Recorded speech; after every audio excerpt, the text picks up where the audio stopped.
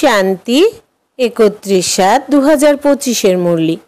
বাবা বলছেন, মিষ্টি বাচ্চারা, তোমরা ভোরবেলা উঠে অত্যন্ত প্রেমের সাথে বলো, বাবা গুড মর্নিং। এই স্মরণের দ্বারাই তোমরা শতপ্রধান হয়ে যাবে। প্রশ্ন, অ্যাকিউরেট স্মরণের দ্বারা বাবার কারেন্ট প্রাপ্ত করার জন্য মুখ্য কোন গুণ আবশ্যক? উত্তর, অত্যন্ত ধৈর্য সহকারে বুদ্ধি আর গম্ভীরতার সাথে নিজেকে আত্মা মনে করে বাবাকে স্মরণ করলে বাবার কারেন্ট প্রাপ্ত করবে আর আত্মা শতপ্রধান হতে থাকবে। তোমাদের এখন বাবার স্মরণের আকর্ষণ হওয়া উচিত, কেননা বাবার থেকে তোমরা অনেক বড় উত্তরাধিকার প্রাপ্ত করো।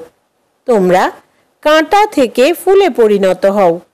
তোমাদের মধ্যে সমস্ত দৈবী গুণ এসে যায়। ওম শান্তি। বাবা বলেন, মিষ্টি বাচ্চারা, তত্ত্বম, অর্থাৎ তোমরা আত্মারাও শান্ত স্বরূপ। তোমাদের অর্থাৎ সর্ব আত্মাদের স্বধর্ম হলো শান্তি। শান্তিধাম থেকে তোমরা এখানে এসে টকি অর্থাৎ সবাক হয়ে যাও। তোমরা এই কর্মেন্দ্রিয় প্রাপ্ত করো পার্ট প্লে করার জন্য। আত্মা ছোট বড় হয় না, শরীর ছোট বড় হয়। বাবা বলেন যে আমি তো শরীরধারী নই। বাচ্চারা, তোমাদের সঙ্গে আমাকে সম্মুখে মিলিত হতে আসতে হয়। মনে করো যেমন বাবা, তার থেকে বাচ্চাদের জন্ম হয়।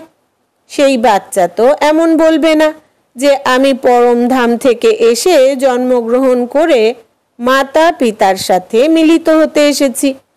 যদিও কারোর শরীরে নতুন আত্মা আসে বা কোনো পুরনো আত্মাও কারোর শরীরে প্রবেশ করে, তখন এমন বলবে না যে আমি মাতা পিতার সাথে মিলিত হতে এসেছি। তারা অটোমেটিক্যালি মাতা পিতা পেয়ে যায়। এখানে হলো সব নতুন কথা।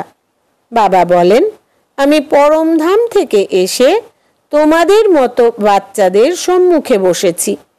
আমি তোমাদের নলেজ দান করি, কেননা আমি হলাম নলেজফুল, জ্ঞানের সাগর। বাচ্চারা, আমি আসি তোমাদের পড়াতে, রাজযোগ শেখাতে। বাচ্চারা, তোমরা এখন সঙ্গম যুগে রয়েছ।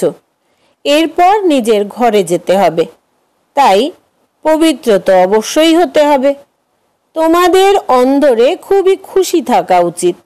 আহা, অসীম জগতের পিতা বলেন, মিষ্টি মিষ্টি বাচ্চারা, তোমরা যদি আমাকে স্মরণ করো তাহলে শতপ্রধান হয়ে এই বিশ্বের মালিক হবে। বাবা বাচ্চাদের কত ভালোবাসেন। এমন নয় যে তিনি কেবল টিচারের রূপে পড়িয়ে ঘরে ফিরে যান। ইনি তো বাবাও আবার টিচারও। ইনি তোমাদের পড়ান, স্মরণের যাত্রাও তিনিই শেখান। তাহলে যিনি বিশ্বের মালিক বানান, পতিত থেকে পাবন বানান, সেই বাবার প্রতি খুবই প্রেম থাকা উচিত। ভোরবেলা উঠে শিব বাবাকে গুড মর্নিং করা উচিত। বাচ্চাদের নিজের হৃদয়ের কাছে প্রশ্ন করা উচিত, আমরা ভোরবেলা উঠে অসীম জগতের পিতাকে কতক্ষণ স্মরণ করি? ভোরবেলা উঠে বাবাকে গুড মর্নিং করো। জ্ঞানের চিন্তনে থাকলে তোমাদের খুশির পারদ চড়তে থাকবে। মুখ্য হলো স্মরণ। এর দ্বারা ভবিষ্যতের জন্য অনেক উপার্জন হয়। কল্প কল্পান্তর এই উপার্জন কাজে আসবে। তোমাদের খুবই ধৈর্যশীল হয়ে গম্ভীরতা আর বুদ্ধির সাথে স্মরণ করতে হবে। স্থূলভাবে তো বলে দেয় যে আমরা বাবাকে খুবই স্মরণ করি, কিন্তু অ্যাকিউরেট স্মরণ করাতে পরিশ্রম আছে। যারা বাবাকে খুব বেশি স্মরণ করে তারা বেশি কারেন্ট প্রাপ্ত করে, কেননা স্মরণের দ্বারাই স্মৃতিতে আসা যায়। যোগ আর জ্ঞান দুই পৃথক জিনিস। যোগ হলো অনেক গভীর সাবজেক্ট। যোগের দ্বারাই আত্মা শতপ্রধান হয়। এই স্মরণ বিনা শতপ্রধান হওয়া অসম্ভব। খুব ভালোভাবে প্রেমের সঙ্গে বাবাকে স্মরণ করলে অটোমেটিক্যালি কারেন্ট প্রাপ্ত করবে। তোমরা হেলদি হয়ে যাবে। এই কারেন্টের দ্বারা আয়ুও বৃদ্ধি হয়। বাচ্চারা স্মরণ করলে বাবাও সার্চ লাইট প্রদান করেন। মিষ্টি বাচ্চাদের এই কথা পাক্কা স্মরণ রাখতে হবে। শিব বাবা আমাদের পড়ান। শিব বাবা পতিত পাবনও, তিনি সদ্গতি দাতাও। সদ্গতি অর্থাৎ তিনি স্বর্গের উত্তরাধিকার দান করেন। বাবা কত মিষ্টি, তিনি কত প্রেমের সঙ্গে বাচ্চাদের বসে পড়ান। বাবা দাদার দ্বারা আমাদের পড়ান। বাবা বাচ্চাদের কত ভালোবাসেন, কোনো কষ্ট দেন না। তিনি কেবল বলেন আমাকে স্মরণ করো আর চক্রকে স্মরণ করো। বাবার স্মরণে হৃদয় একদম স্থির হওয়া উচিত। এক বাবার স্মরণ করার জন্যই মন স্থির করা চাই, কেননা বাবার থেকে কত বড় উত্তরাধিকার প্রাপ্ত হয়। নিজেকে পর্যবেক্ষণ করা উচিত যে বাবার প্রতি আমাদের কতখানি প্রেম আছে, আমাদের মধ্যে দৈবিক গুণ কতখানি আছে। কেননা বাচ্চারা, তোমরা কাঁটা থেকে ফুলে পরিণত হচ্ছ। তোমরা যত যোগে থাকবে ততই কাঁটা থেকে ফুল এবং শতপ্রধান হতে থাকবে। যে অনেক কাঁটাকে ফুলে পরিণত করে তাকেই প্রকৃত সুগন্ধি ফুল বলা হয়। সে কখনোই কাউকে কাঁটা লাগাবে না, অর্থাৎ দুঃখ দেবে না। ক্রোধও অনেক বড় কাঁটা, ক্রোধ অনেককেই দুঃখ দেয়। এখন তোমরা বাচ্চারা কাঁটার দুনিয়া থেকে পৃথক হয়ে গেছো। তোমরা এখন সঙ্গম যুগে আছো। মালি যেমন ফুলকে আলাদা পাত্রে রাখে, তেমনি তোমাদের মতো ফুলেদেরও এখন সঙ্গম যুগী পটে আলাদা রাখা হয়েছে। এরপর তোমরা ফুলরা স্বর্গে চলে যাবে, কলিযুগী কাঁটারা ভস্ম হয়ে যাবে। বাবা বলেন, মিষ্টি বাচ্চারা, তোমরা যত অন্যের কল্যাণ করবে ততই তোমরা উপহার প্রাপ্ত করবে। অনেককে পথ বলে দিলে অনেকের আশীর্বাদ প্রাপ্ত করবে। জ্ঞান রত্নে নিজেদের ঝুলি ভরপুর করে তারপর দান করতে হবে। জ্ঞানের সাগর তোমাদের রত্নের ঝুলি ভরপুর করে দেন। যারা তার দান করে তারাই সকলের প্রিয় হয়। বাচ্চাদের অন্তর কত খুশিতে ভরপুর হওয়া উচিত। যারা সেন্সেবল বাচ্চা হবে তারা তো বলবে, আমরা বাবার কাছ থেকে সম্পূর্ণ উত্তরাধিকার গ্রহণ করব, একদম ঝলমল করব। বাবার প্রতি খুবই প্রেম থাকবে, কেননা তারা জানবে যে প্রাণ দানকারী বাবাকে পেয়েছি। তিনি আমাদের নলেজের এমন বরদান করেন যাতে আমরা কি থেকে কি হয়ে যাই, ইনসলভেন্ট থেকে সলভেন্ট হয়ে যাই। তিনি এত ভান্ডার ভরপুর করে দেন। বাবাকে যত স্মরণ করবে ততই তার প্রতি প্রেম থাকবে, আকর্ষণ থাকবে। সূচ যদি স্বচ্ছ হয় তাহলে চুম্বকের প্রতি আকৃষ্ট হয়, তাই না? বাবার স্মরণে তোমাদের জং দূর হয়ে যাবে। এক বাবা ছাড়া যেন দ্বিতীয় কেউ স্মরণে না আসে। বাবা বোঝান যে মিষ্টি মিষ্টি বাচ্চারা, তোমরা গাফিলতি করো না। সদর্শন চক্রধারী হও, লাইট হাউস হও। সদর্শন চক্রধারী হওয়ার অভ্যেস যদি ভালো হয়ে যায় তাহলে তোমরা জ্ঞানের সাগরের সমান হয়ে যাবে। স্টুডেন্ট যেমন পড়ে টিচারের তুল্য হয়ে যায় না, ঠিক তেমন তোমাদের কাজই হলো এই, সবাইকে সদর্শন চক্রধারী বানাও, তাহলেই চক্রবর্তী রাজা রানী হতে পারবে। বাবা বলেন, বাচ্চারা, তোমাদের ছাড়া আমিও যেন অস্থির হয়ে উঠি। যখন সময় হয় তখন আমিও যেন অস্থির হয়ে উঠি। ব্যাস, এখন আমি যাব। বাচ্চারা খুব ডাকতে থাকে, তারা খুবই দুঃখী। বাচ্চাদের প্রতি দয়া হয়, তাই আমি আসি তোমাদের মতো বাচ্চাদের সব দুঃখ থেকে উদ্ধার করতে। বাচ্চারা, তোমাদের এখন ঘরে ফিরে যেতে হবে। তারপর সেখান থেকে তোমরা নিজেরাই সুখধামে ফিরে যাবে। ওখানে আমি তোমাদের সাথী হব না। নিজের অবস্থা অনুসারে তোমাদের আত্মা চলে যাবে। আচ্ছা, মিষ্টি মিষ্টি হারানিধি বাচ্চাদের প্রতি মাতা পিতা বাপ দাদার স্মরণের স্নেহ সুমন আর সুপ্রভাত। আত্মাদের পিতা তার আত্মারূপী বাচ্চাদেরকে জানাচ্ছেন নমস্কার। আমরা আত্মা সন্তানেরা আমাদের আত্মা পিতাকে জানাই স্মরণের স্নেহসুমন, সুপ্রভাত আর নমস্কার। ধারণার জন্য মুখ্যসার: 1. বাবার কারেন্ট অটোমেটিক গ্রহণ করার জন্য খুবই প্রেমের সঙ্গে বাবাকে স্মরণ করতে হবে। এই স্মরণই তোমাদের হেলদি করবে। কারেন্ট গ্রহণ করলেই তোমাদের আয়ু বৃদ্ধি পাবে। এই স্মরণের দ্বারাই বাবার সার্চ লাইট প্রাপ্ত করবে। 2. গাফিলতি ত্যাগ করে সদর্শন চক্রধারী লাইট হাউস হতে হবে। এতেই জ্ঞানের সাগর হয়ে চক্রবর্তী রাজা রানী হয়ে যাবে। বরদান: সকলকে খুশির খবর শুনিয়ে খুশির খাজানায় ভরপুর ভাণ্ডার ভব। বিস্তার: সদা নিজের এই স্বরূপকে সামনে রাখো যে আমরা খুশির খাজানায় ভরপুর ভাণ্ডার। যাই অগুন্তি আর অবিনাশী সম্পদ প্রাপ্ত করেছ, সেই সম্পদকে স্মৃতিতে নিয়ে এসো। এই সম্পদকে স্মৃতিতে আনলে খুশি হবে, আর যেখানে খুশি থাকবে আর যেখানে খুশি আছে সেখানে সদাকালের জন্য দুঃখ দূর হয়ে যায়। সম্পদের স্মৃতিতে আত্মা সমর্থ হয়ে যায়, ব্যর্থ সমাপ্ত হয়ে যায়। ভরপুর আত্মা কখনোই অস্থিরতাতে আসে না। সে স্বয়ং যেমন খুশিতে থাকে আর অন্যদেরও খুশির খবর শোনায়। স্লোগান: যোগ্য হতে হলে কর্ম আর যোগের ব্যালেন্স রাখো। যোগ্য হতে হলে কর্ম আর যোগের ব্যালেন্স রাখো। অব্যক্ত ইশারা: সংকল্পের শক্তি জমা করে শ্রেষ্ঠ সেবার নিমিত্ত হও। সেবাতে, বাণীর দ্বারা মেসেজ দেওয়াতে সময়ও লাগাও, সম্পত্তিও লাগাও, অস্থিরতাতেও আসো, আবার পরিশ্রান্ত হও। কিন্তু শ্রেষ্ঠ সংকল্পের সেবাতে এইসব বেঁচে যাবে। তাই এই সংকল্প শক্তিকে বৃদ্ধি করো, দৃঢ়তা সম্পন্ন সংকল্প করো, তাহলে প্রত্যক্ষতাও শীঘ্র হবে। এবার ড্রামার কিছু গুহ্য রহস্য সন্দেশপুত্রীদের দ্বারা।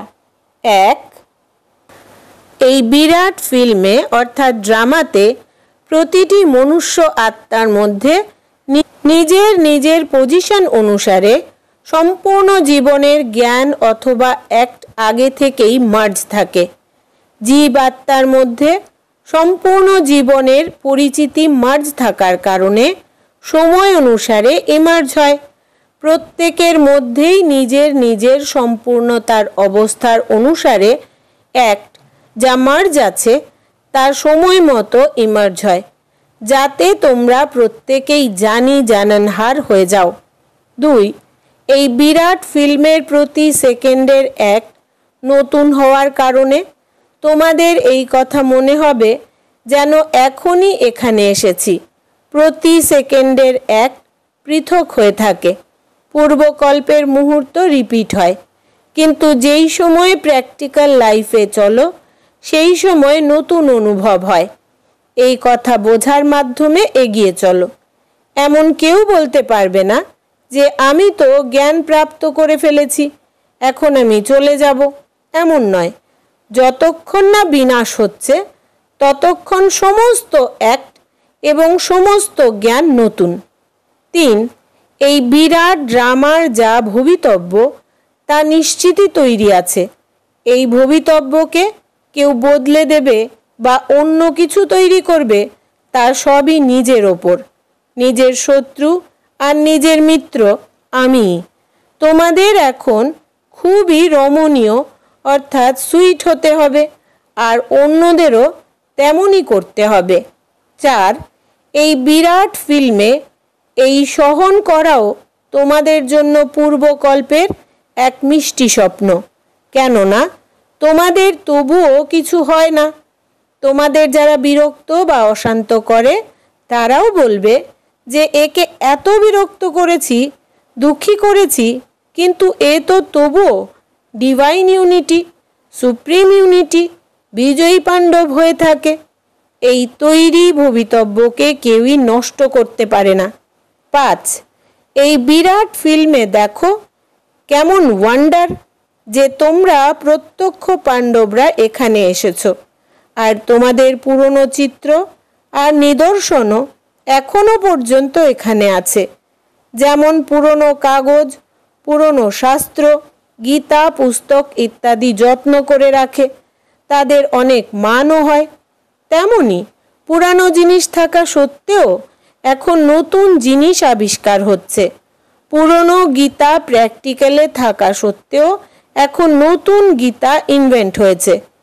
পুরানোর অন্ত তখনই হবে যখন নতুনের স্থাপনা হবে।